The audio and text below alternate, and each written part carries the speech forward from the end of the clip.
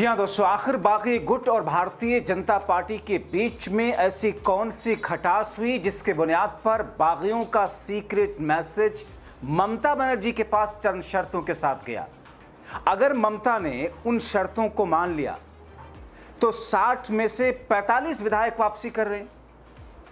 आखिर अचानक ऐसा क्या हुआ जो बागी गुट इस बात का दावा कर रहे थे कि ममता की पार्टी का चुनाव चिन्ह और बैंक अकाउंट सब पर हमारा कब्जा होगा। उनका हृदय परिवर्तन आखिर क्यों होने लगा और ममता की तरफ वापसी का रास्ता क्यों ढूंढने लगे? है ना चौंकाने वाली खबर। दोस्तों, मैं भी चौंका था इस खबर को देखकर और पढ़कर। विस्तार से आपको सब कुछ बताते हैं, अगले चंद मिनट मेरे साथ में जरूर रहें, क्योंकि यह खबर 14 जुलाई आते आते बंगाल से लेकर के देश की राजधानी दिल्ली तक में एक अलग तरीके का भूचाल बचा है। दोस्तों, आपने देखा कि पश्चिम बंगाल की राजनीति में हमेशा एक छत्र राज करने वाली ममता बनर्जी इस वक्त अपने राजनीतिक सफर के सबसे बुरे और मुश्किल दौर से गुजर रही हैं। उनके सामने केवल अपनी बनाई हुई पार्टी को बिखरने से बचाने की चुनौती ही नहीं, बल्कि अब उनके सामने अपने सगे परिवार को भी बचाने का भारी संकट खड़ा है। दोस्तों, 14 जुलाई आते आते ममता के लिए डूबते को तिनके का सहारा मानो मिल गया, और ये सहारा ममता के बागी नेताओं की तरफ से एक सीक्रेट ऑफर के बाद आया। माना यह जा रहा कि ममता अगर उन बागियों की तरफ से भेजे गए मैसेज पर गौर करके उन शर्तों को पूरा कर लेती है तो टूटे हुए 60 विधायकों में से 45 की वापसी निश्चित है। और उन्हीं बागियों में से एक का तो यह कहना है कि सारे के सारे वापसी कर सकते हैं ममता की तरफ।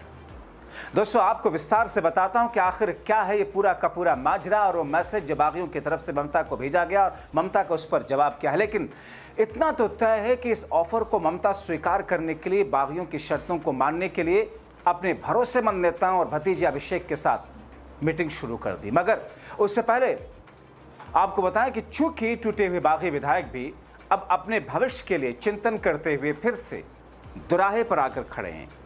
अभी तो भाजपा को, ममता और टीएमसी को खत्म करना मकसद था, इसलिए उन्हें ये लग रहा कि हमें साथ ला करके दामाद की तरह से फील करा रही थी बीजेपी। मगर यह भी सत्य है कि जैसे ही ये सब मामला शांत होगा, जैसे ही बीजेपी अपने अगले टारगेट की तरफ बढ़ेगी, बागियों के लिए क्या होगा और उनके जरिए किया गया वादा ऑब्वियसली भूल जाएगी। इसी के साथ ही बागियों का सपना जो ममता के टीएमसी के नाम, चुनाव चिन्ह और बैंक अकाउंट पर कब्जे का था, वो भी करीब करीब खत्म हो चुका है। बस उसका आधिकारिक ऐलान बाकी है। मगर उनको भी अब लग चुका है दोस्तों कि उनका हथकंडा फेल हो चुका है ममता से पार्टी और चुनाव चिन्ह छीनने का। ऐसे में दोस्तों, एक बहुत ही विश्वसनीय सूत्र से खबर आई कि अब अपने भविष्य को लेकर वो बागी व्याकुल हो चुके हैं, ममता की तरफ वापसी का रास्ता ढूंढ रहे हैं। मगर उनकी शर्तें हैं जिसका उन्होंने ममता को मैसेज किया। दोस्तों, बागियों ने, असंतुष्ट नेताओं ने ममता बनर्जी के सामने एक ऐसी शर्त रख दी है जिसे बंगाल की सियासत में जबरदस्त भूचाल लाया। बागियों का कहना है कि अगर ममता अपने भतीजे और टीएमसी के महासचिव अभिषेक बनर्जी को पार्टी से बाहर का रास्ता दिखाती हैं, भले ही कुछ दिनों के लिए, तो वो सभी वापस दीदी के खेमे में लौटने को तैयार हैं। और बाकायदा ये बात बागी गुट के एक नेता की तरफ से कहेगी। इन सब के बीच में दोस्तों, टीएमसी के बेहद सीनियर नेता, उत्तर बंगाल विकास विभाग के पूर्व मंत्री रविंद्रनाथ घोष, उन्होंने दावा किया कि अगर ममता बनर्जी अपने भतीजे अभिषेक बनर्जी को सक्रिय राजनीति से पूरी तरह अलग करने में कामयाब हो जाती हैं तो ऋतुभरत बनर्जी के नेतृत्व वाले बागी गुट में गए अधिकांश असंतुष्ट नेता और कार्यकर्ता तुरंत टीएमसी में वापस कर लेंगे।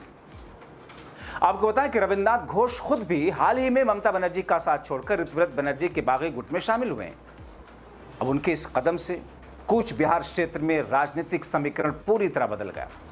पार्टी की अंदरूनी कड़वाहट खुलकर सामने आ गई। बंगाल में इस वक्त बागी गुट ने टीएमसी पर पूरी तरह कब्जा करने की कोशिश तेज की है, जैसा कि हमने आपको बताया, कई शोज में देखा, मगर कामयाबी मिलती दिख नहीं रही।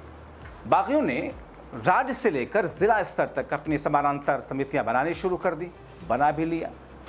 और इस बड़े राजनीतिक कदम से बीरभूम के कद्दावर और दबंग नेता अनुव्रत मंडल समेत ममता के कई पुराने वफादार भी अब बागी खेमे की तरफ खींचते हुए चले आ रहे हैं। बागी गुट द्वारा रविंद्र घोष को कूच बिहार का नया जिला अध्यक्ष बनाए जाने की तैयारी है। घोष ने खुलेआम अभिषेक बनर्जी और चुनावी रणनीतिकार कंपनी आईपैक पर निशाना साधा। कहा कि विधानसभा चुनाव में टीएमसी के हार के सबसे बड़ी यही दोनों लोग वजह बने। घोष ने खुलकर ये बात कही कि मैं बहुत से नाराज नेताओं और जमीनी कार्यकर्ताओं से बात मैंने की है। सभी का मानना है कि ममता बनर्जी को कम से कम कुछ समय के लिए अभिषेक बनर्जी को सक्रिय राजनीति से दूर करना होगा, तभी रूठे हुए लोग वापस आएंगे। उन्होंने कहा कि अभिषेक की मनमानी के कारण ही विधानसभा में 80 से अधिक मौजूदा विधायक और मंत्रियों के टिकट बेरहमी से काट दिए गए, जिससे पार्टी का ढांचा पूरी तरह बिखर गया। अब दोस्तों, 2 दशकों से अधिक समय तक टीएमसी के जिला अध्यक्ष और ममता के बेहद भरोसेमंद रहे घोष ने कई सवाल भी उठाए। पूछा, क्या वाकई आज के समय में दीदी के हाथों में कोई ताकत बची है? वो कहते हैं कि सच तो ये है कि सत्ता का केंद्र कहीं और शिफ्ट है। सारी मुख्य जिम्मेदारियां नाकाबिल लोगों के हाथों में हैं। हालात ऐसे हैं कि अगर ममता दीदी खुद भी कुछ सुधारना चाहें तो भी कुछ नहीं कर पाएंगी। यानी कि इनडायरेक्ट वे में वो सीधे सीधे अभिषेक बनर्जी के प्रति नाराजगी और गुस्सा व्यक्त करते हुए ये बात कह रहे हैं। बहुत सारे लोगों का मानना है कि चूंकि बिना संघर्ष के बड़े नेता बन गए अभिषेक बनर्जी के नेतृत्व पर तीखा हमला बोलते हुए घोष और क्या कहते हैं कि उनमें राजनीतिक अनुभव की कमी है, क्योंकि वो किसी आंदोलन या जमीनी संघर्ष से तब कर नहीं बने। 2011-2016 के चुनाव में कोई आईपैक कंपनी नहीं थी, फिर भी हम जीते थे क्योंकि हमारे पास वर्षों का एक्सपीरियंस और मेहनत थी। अचानक कुछ बाहरी युवाओं को लाकर हमारे सिर पर बिठाया गया, जिन्होंने अंततः पार्टी की पूरी तरह पार्टी को तबाह कर दिया। फिलहाल बंगाल की राजनीति इस दिलचस्प मोड़ पर खड़ी है, जहां दीदी की साख दांव पर तो है ही है, दीदी की पार्टी लगभग तहस नहस हो चुकी। अब दोस्तों, इस बीच में पार्टी के भीतर मचे घमासान के बीच बड़े मीडिया हाउस एबीपी के बंगाली चैनल आनंदा ने भी एक ओपिनियन पोल के जरिए इसे टटोलने की कोशिश की कि ममता क्या कर पाएंगी। इस सर्वे में लोगों से सीधा सवाल पूछा गया कि क्या ममता बनर्जी अपनी पार्टी को टूटने से बचाने के लिए या वापस उसे ठीक करने के लिए भतीजे अभिषेक के खिलाफ कड़ा एक्शन ले पाएंगे। लेकिन नतीजे जो आए सर्वे में, ज्यादातर लोगों का मानना है कि कोई कदम नहीं उठा पाएंगे। 19% लोगों ने कहा हाँ, पार्टी और अपने वजूद को बचाने के लिए ममता ऐसा फैसला ले सकती हैं। मगर दोस्तों, जिस तरीके से घोष ने जो दावा किया वो भी बागी गुट के ही विधायक हैं कि अगर ममता बनर्जी उन शर्तों को मान लेती हैं तो फिर ज्यादातर अधिकांश बागी विधायक वापस ममता के साथ में आ सकते हैं। हालांकि सिर्फ अभिषेक बनर्जी कोई रीजन नहीं है।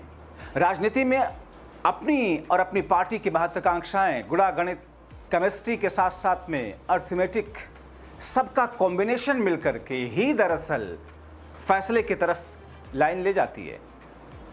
राजनीति में एक और एक मिलकर के 2 ही नहीं होते, 1 और 1 11 भी होते हैं। राजनीति में साथ रह करके भी साथ वाले की जड़ खोदने की तरकीबें साथ साथ निकाली जाती हैं। यानी कि सब कुछ राजनीतिक फायदे के लिए ही दुश्मनी, दोस्ती, गठबंधन तोड़ना, गठबंधन जोड़ना, ये सब कुछ इसी पर आधारित है। और राजनीति ही, पार्टी हो या कोई भी हो, नंबर और आंकड़े ही उसकी ताकत हैं, बाकी शून्य कुछ नहीं है। आपकी पॉपुलैरिटी बहुत हो, आइडियोलॉजिकल बेस पर जनता आपकी तारीफ करे, लेकिन अगर वोट ना दे तो फिर फायदा क्या है। हमने देखा एक वक्त में, ये तो आप 2014 के बाद से देख रहे हैं ना, कि सेकुलरिज्म को भारतीय जनता पार्टी और संघियों ने गाली की तरह कर दिया, जबकि इस देश का डीएनए ही दरअसल सेकुलर डीएनए है। वरना एक वक्त में आइडियोलॉजिकल बेस पर लेफ्ट की जो आइडियोलॉजी थी उससे ज्यादातर भारतीय सहमत हुआ करते थे, आज भी सहमत हैं। लेकिन अगर राजनीति में आपके पास नंबर नहीं है, आपके पार्टी के सांसद विधायक नहीं, तो फिर आप किस काम के हैं। ऐसे में दोस्तों, ममता बनर्जी के पास में अगर ये मैसेज आता है और ममता बनर्जी इस पर गौर कर रही हैं, लेकिन मैं अपने तजुर्बे से कह सकता हूं कि ममता के लिए कर पाना संभव नहीं होगा। भले ही बागियों की तरफ से कहना हो कि साहब अभिषेक बनर्जी को हटाया जाए, भले ही कुछ वक्त के लिए हटाया जाए, हम में से अधिकांश आपके साथ वापस आ जाएंगे। ये सिर्फ अभिषेक बनर्जी की नफरत में जाना और वापसी की बात नहीं है। उन सब के अपने राजनीतिक फायदे के गुणागणित हैं कि उनको वापस जाकर टूट करके हासिल क्या हुआ। इतने दिनों में हर कोई अपना गुणागणित देख रहा है और आगे भविष्य की राजनीति को भी देख रहा है, क्योंकि बीजेपी में भी शामिल नहीं हुए। शामिल होते तो बीजेपी की लायबिलिटी होती। तो ऐसे में बीजेपी इनके साथ इनसे फायदा लेकर के, चाहे वो सांसद हो या फिर बागी हो, और चलो मैं मानता हूं कि राज्यसभा सांसदों की बात अलग थी, जिन्होंने इस्तीफा दे दिया, बीजेपी उनको राज्यसभा में भेज दें, मगर विधायकों के साथ तो ये स्थिति नहीं है ना। क्योंकि ये जो सारे के सारे विधायक गए हैं, इन सब की राजनीतिक सोच बीजेपी की उस जहरीली सोच से अलग। आपको लग रहा होगा मैं बीजेपी के लिए जहरीले शब्द इस्तेमाल कर रहा हूं, बिल्कुल। बीजेपी की विचारधारा, बीजेपी की सोच, बीजेपी की कथनी करनी अब तक उसे देश के 60% सेक्युलर लोग, 65% सेक्युलर लोग जहरीला ही बताते हैं। तो ऐसे में दोस्तों देखना होगा क्या ममता बनर्जी इन बागियों के इस मैसेज पर कोई फैसला ले पाती हैं। मुझे तो फिलहाल नहीं लगता। अपनी राय जरूर लिखें।